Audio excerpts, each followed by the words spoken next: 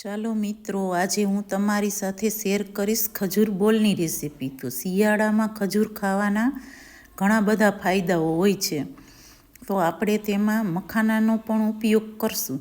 તો અડધો કપ મખાના લઈ તેને આ રીતે સરસ ક્રિસ્પી કરી લઈએ, જેથી તેમાંથી મોઇશ્ચરનો ભાગ નીકળી જાય।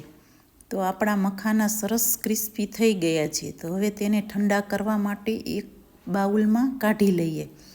હવે તે જ પેનમાં અડધો કપ સફેદ તલને સરસ રીતે શેકી લઈએ। સફેદ તલની જગ્યાએ તમે કાળા તલનો પણ ઉપયોગ કરી શકો છો।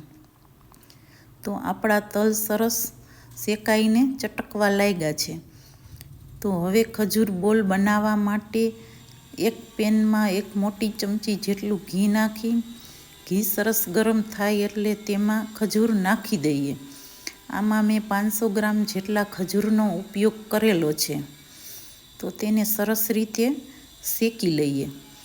શરૂઆતમાં તો ખજૂર થોડો કઠણ લાગશે, પણ જેમ ખજૂર શેકાતો જશે તેમ પોચો પડતો જશે।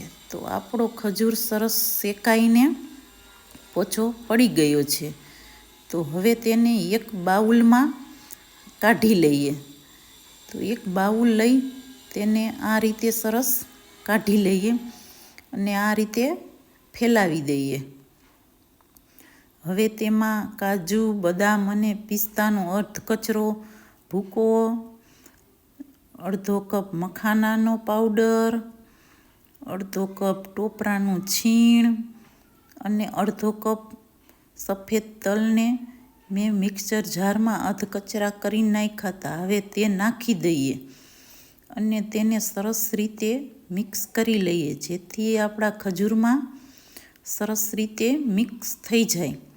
તો બધું મિક્સ થઈ ગયું છે અને આ રીતનું તૈયાર થઈ ગયું છે।